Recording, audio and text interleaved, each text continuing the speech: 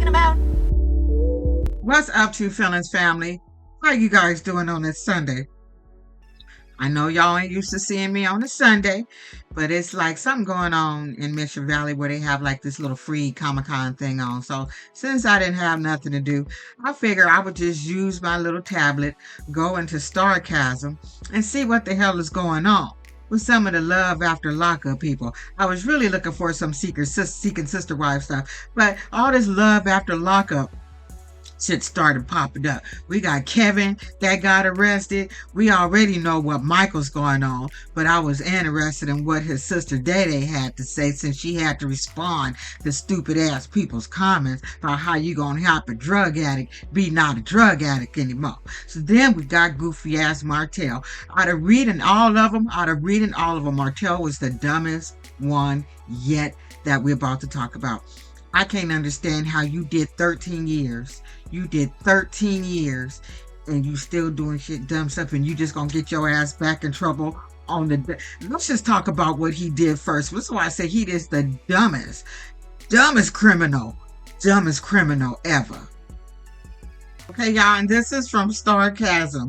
Now, some of you guys already know about this, but I didn't. So can we talk about it? Can we go over it? Let's just read. According to police record, Martell was arrested in Chamberlain, Georgia on December 26, 2025, after someone called the police to report a car at a stoplight with a driver that appeared to be asleep or unconscious. What? Let's say that again. At a stoplight, appeared to be asleep or unconscious. There are 3 different arrest dates listed for Martell on various official records, but December 26th looks like to be the correct day. Officers arrived on the scene and managed to wake Martell's goofy ass up, get his goofy ass out the vehicle. When the male exited the vehicle, he observed him clenching his waistband area with his left hand, and an officer on the scene states in the arrest report, as the male approached the front of the vehicle, I observed a gun pow pointed at my direction. I immediately exit my vehicle and approached the male, grabbing his hands. At this point, the second officer observed the gun and grabbed the male's hands as well. You know damn well they just made it sound like they just got out like, hold up, man, hold up. We got to put your hands behind your hands and get you together. They took him. They threw him on the ground. They put both of his hands so up far past his neck. They put it in. You know they did all that. They made it sound all sweet and shit, like they didn't do a whole bunch of roughnecking on him. And knowing he was just an inmate, a prisoner, and probably still on parole, they gave him the business. So y'all know the shit gets better. The search of Martell's vehicle was conducted prior to having it towed from the report. During the inventory of the vehicle, a clear plastic Ziploc bag filled with a white powdery substance was located in the driver's door of the vehicle. Inside the plastic bag was 3 other smaller bags. One bag weighed approximately 2.7 grams. The second bag weighed 6.4 grams, and the last baggie weighed 1.4 grams. He had so many baggies, they knew he was out there dealing drugs. They already knew what it was. So a true lock machine provided by Doraville Police Department was confirmed that the substance to be Coca-Cola. So, you know, they got that little thing where they take it and put it in the little liquid, shake it up. If it turned blue, they can tell you what it is and shit. So that's what they did to Martell's goofy ass. Also inside the plastic bag were 3 black pills, probably Black Beauties. That's probably why he was asleep. If my memory serves me correct, when I was a drug addict, I used to take Black Beauties, and I think Black Beauties is a downer. I don't know. I'm just saying. Where am I at, y'all? Black Beauties. At this time, it is known that they didn't know what the shit is. At this time, they don't even know what it is. Continuing to the vehicle, a box of plastic bags were located in the center console. 2 scales, one with a white powdery substitute on it, consistent with the substance inside the bag located on the front dashboard, and an empty corner of a Ziploc bag with a white residue in it located in the cup holders of the vehicle. Again, how stupid of a criminal do you have to be driving around with baggies, drugs, and the scale? Like in this and the scale, dude, they already know what you're doing if you got all that stuff. Why drive dirty? On top of that, why are you driving under the influence with all this shit? What I'm hearing now from my clients that I work with, they're starting to put that fentanyl inside of cannabis. So if you see a change in people and they start getting weird or too sleepy, most likely they got that gnaw in their damn cannabis. It was either he did that or he fell asleep because he was been drinking. But at the end of the day, just the stupidest shit. Kayla, you dodged the bullet. She lucky because you remember this was Kayla.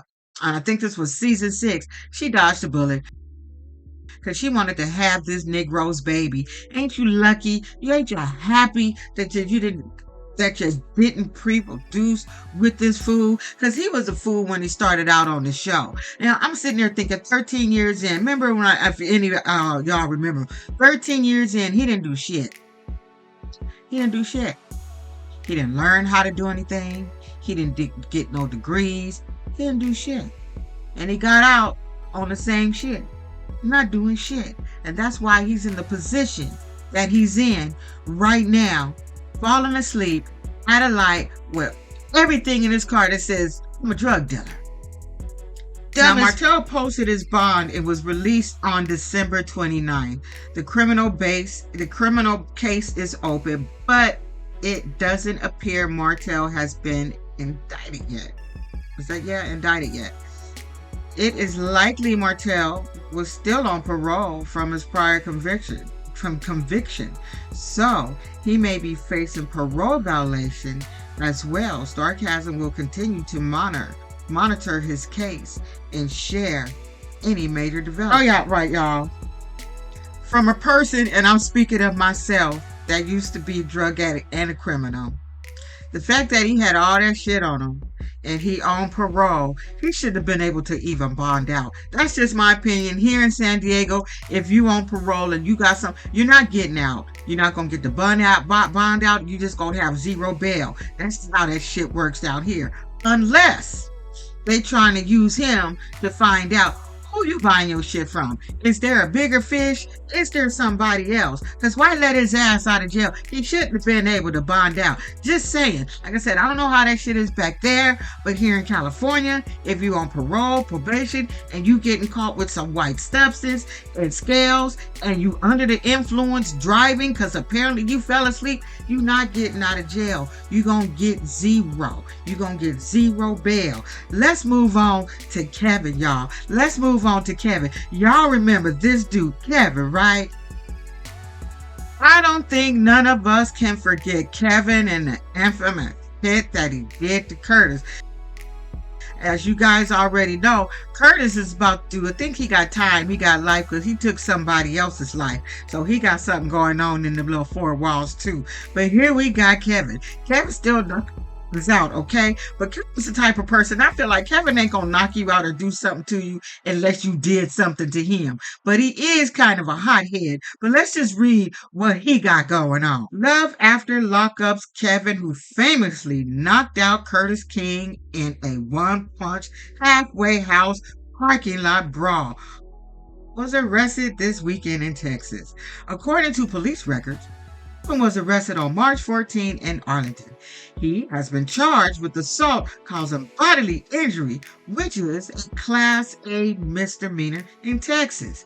It may be that Kevin once again punched and took off because he has also been charged with running a stop sign and no registration. Sir, I thought you had a whole bunch of money and stuff tucked away and you shouldn't be running around running stop signs and at least not have your car up to date with all this shit. The police report indicates Kevin was in the same 2014 that he was driving in that punch-out scene, this scene right here.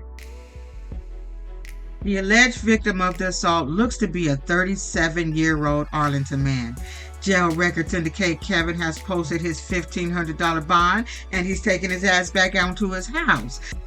So you can afford $1,500 bond, but you cannot pay your registration, Kevin. Sarcasm is currently working to get more information and an updated mugshot photo for Kevin because they want your picture all plastered all over StarCast, Kevin.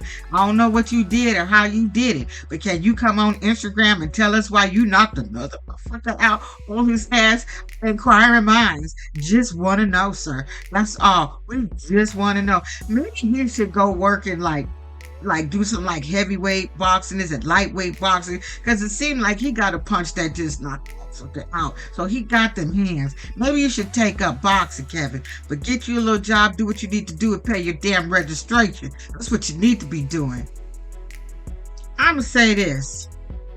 Just looking at Michael's pictures and photos, if we go back to what it looked like when he first started on Love After Lockup, and what he looks like now, he looked like he's in his 40s, but he's not.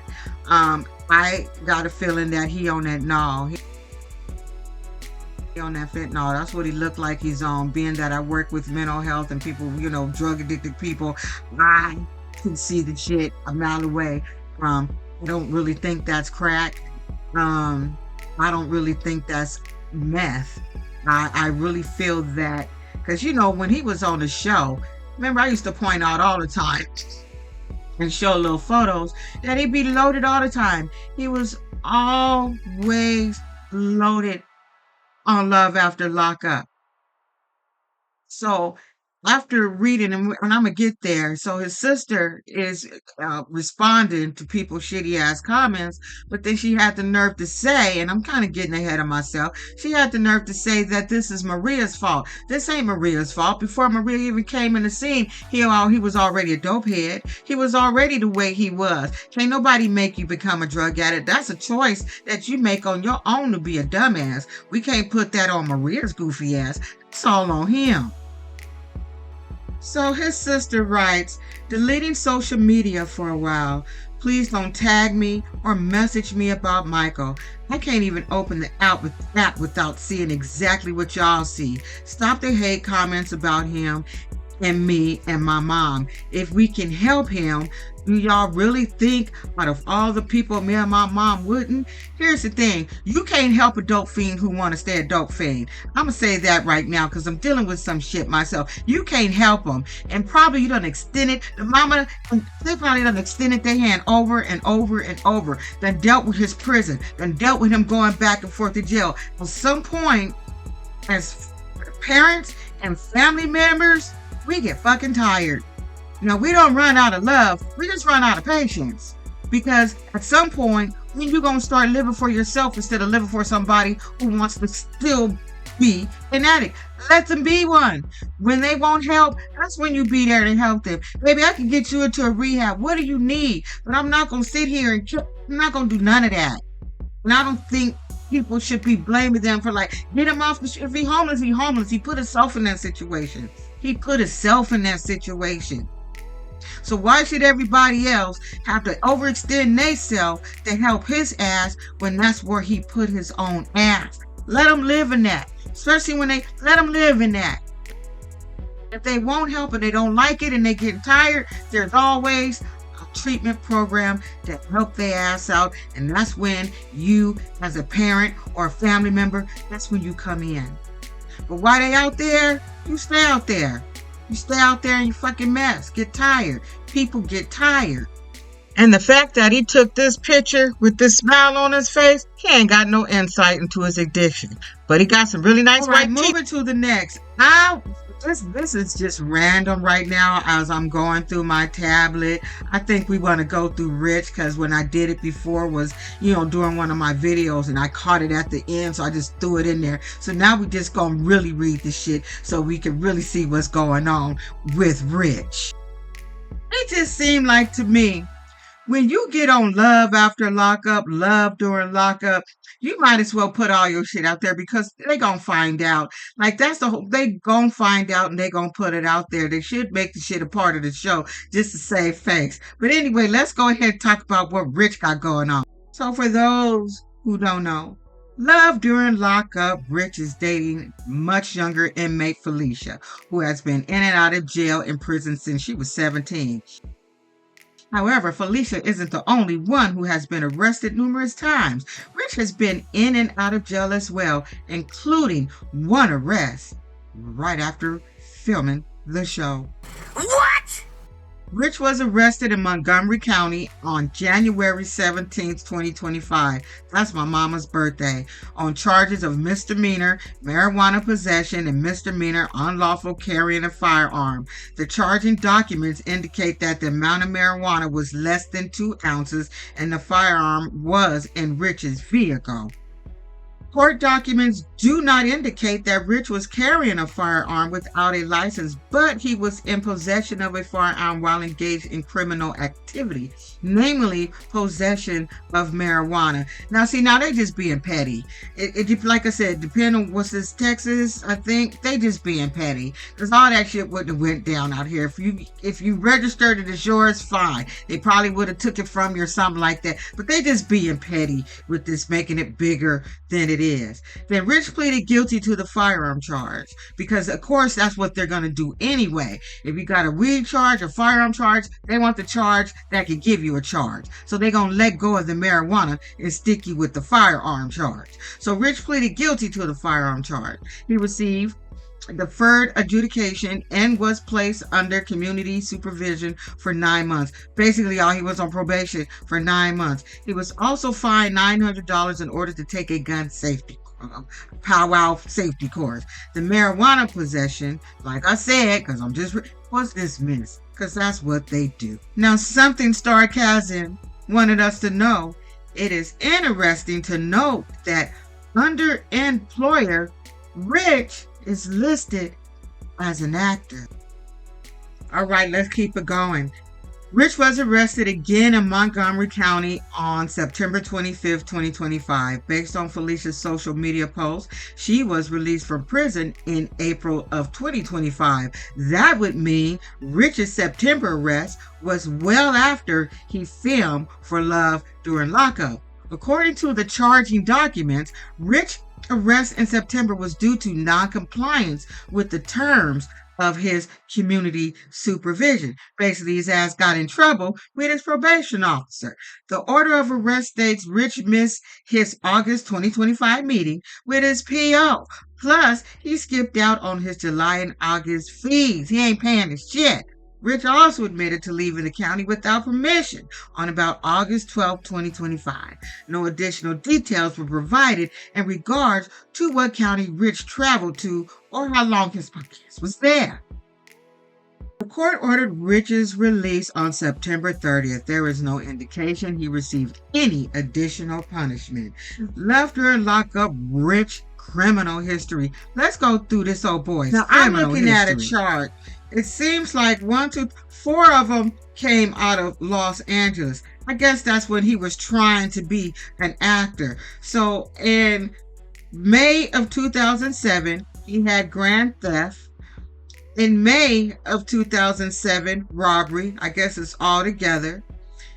In February of 2012, he had the whole prostitution thing, which was dismissed. In September of 2007, vandalism. Don't know what he was doing. In 2013, looked like he was selling some shit. He was convicted of that. He was convicted of the vandalism also. The possession of marijuana was a transfer. That happened in 2014. Don't know what that is. He has possession of controlled substance, which he was convicted of in March of 2016. So Sarcasm was able to confirm the 2012 Florida arrest for prostitution. According to Miami County court records, Rich was booked for misdemeanor marijuana possession in prostitution district with another something. I'm not really understanding what that is in January. Online court of 2012. Online court records do not list the specific Florida statute, but the offense was likely directing another to a place of prostitution. The prostitution charge against Rich was dismissed. Adjudication was withheld on the marijuana possession charge, and Rich was ordered to pay a fine. The Miami court website currently states this case is in a collections agency. Well, that's why his ass is probably on the show. He got some bills to pay. He got to pay these damn fines and fees to the PO so he can get off that damn paper. Spoiler alert. Based on social media posts made by Felicia after her release in April of 2025, she and Rich are not together. It is unclear if they were still together when she was released from prison. Next, and last but not least, because it just caught me by surprise as I was scrolling. Look, I guess it's reading from Sarcasm. It's a good thing Love After Lockup star Leticia is working towards becoming a lawyer because she and her family continue to get their ass in legal troubles. And I wonder who is taking care of Keith's son at this point. So here it is, the latest. Collier's arrest is Leticia's husband's father, Keith's father, Collier Sr., was arrested in Davenport, Iowa early this morning. A night out with friends. Not this morning. I don't know what morning this was. I think this happened in February. I don't know. I don't see the date, but we just gonna go on. 54-year-old Keith Sr. has been charged with interference with official acts, no proof of insurance, and excessive window tint, all of which are misdemeanors. According to the police report, exclusively obtained by Sarcasm, Keith was pulled over in downtown Davenport at 2 a.m. after an officer observed him driving a white 2007 GMC Yukon with dark window tint. The officer asked Keith for his driver's license and insurance, but the insurance card Keith provided the officer, that shit was expired. White people ain't paying their shit. Then officer states Keith could not produce a valid proof of auto insurance. White people ain't paying their shit. Like, if you riding around with tint on your cars, that's illegal, and you got registration, you kind of driving dirty. Like, why ain't you paying your shit, sir? You 54 years old. What, y'all didn't take any of your WeTV winnings and pay some of your damn past two bills. The defendant was ordered out of the vehicle, but then he refused. Why do they do that shit? You don't have a license, you got tinted windows that's too dark. Why do you refuse? Like, I can understand refusal, but that's how so much shit happens. Just get out the car. Just get out the car. You shouldn't have been riding dirty like that in the first place. So when he refused, he was commanded several more times to exit the car and eventually was physically removed from the car. Again, they snatched his ass out the car. They threw him on the ground. They put his arms up by his neck, and they most likely put a knee on the back, allegedly. While officers were attempting to remove the defendant, the co-defendant wrapped her arm around his right arm and pulled the defendant back into the car. So whoever was with him was trying to help his ass out. As a result of Keith resisting, he was charged with misdemeanor interference with official acts. According to the report, the window tint of the driver's window was 10% transparency and needed to be 70% or greater to be legal. Keith Collier Sr. was booked into the Scott County Jail at 3:06 a.m., posted a $900 bond, and was released just a few hours after being booked. Now, if you got $900 to bail your goofy ass out of prison or jail, why can't you pay for your registration, fool? Police reports mention a female co-defendant was with Keith in the SUV and tried to prevent the police from removing Keith from the vehicle. The 33-year-old woman was booked at 2:52 a.m. misdemeanor charges of interference with official acts and an open container. She posted $600 bond and was released after a few hours. I like to say, y'all, people need to get their shit together. People need to get it together. You go do all that time and you come out and you still go back to what people, places, and things, and you do the same shit. You're going to get the same results. Just saying, I don't care how many different ways you get around it, but if you're around dope fiend people or people who do crime or people in the wrong places, you're going to get caught up eventually. You're going to get, I promise you, you're going to get caught up. eventually. I stopped doing crime when they offered me 3 years in prison. I said, I'll take that year in rehab. I wasn't doing no damn 3 years in prison. I'm not prison material. That ain't my shit. I was just a hope to die dope fiend at that time and didn't know no better because I wasn't willing to deal with my issues. But I figured all that shit out and we better today. They better get their shit together because they ain't getting any younger. Anyway, that's it. That's all, y'all. We'll see y'all with something else later in the week. Don't be an asshole, y'all. I hope you showed up when I showed up. Bye.